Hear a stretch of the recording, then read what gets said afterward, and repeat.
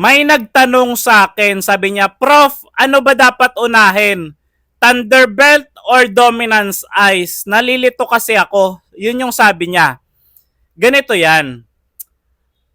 Pareho lang naman okay i-first item yan. Pero ganito ang sitwasyon. Kung ang hero na gamit mo ay nangangailangan ng Thunderbelt at maganda lagyan ng Thunderbelt, unahin mo ang Thunderbelt dahil nagbibigay ito ng hybrid defense sa bawat stack. Halimbawa, may 10 stacks ka.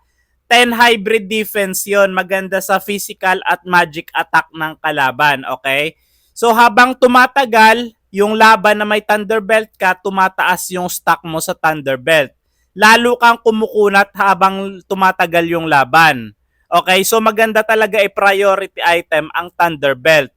Pero ang sitwasyon naman kung sakali ay yung kalaban maraming heal, maraming shield, maraming sustain, kinakailangan nyo talaga ng pang-counter dun sa sustain ng kalaban, syempre uunahin mo yung Dominance Ice. Pero ang kagandahan kasi dito sa bagong Dominance Ice, physical at magic defense na ang nabibigay niya. Parang katulad lang din sa hybrid defense ng Thunderbelt.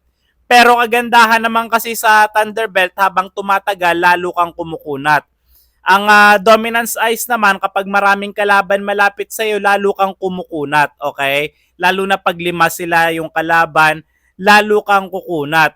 So para sa akin, kahit ano naman dito unahin mo, pero priority lang talaga Thunderbelt kung yung hero mo ay maganda lagyan ng Thunderbelt. Okay?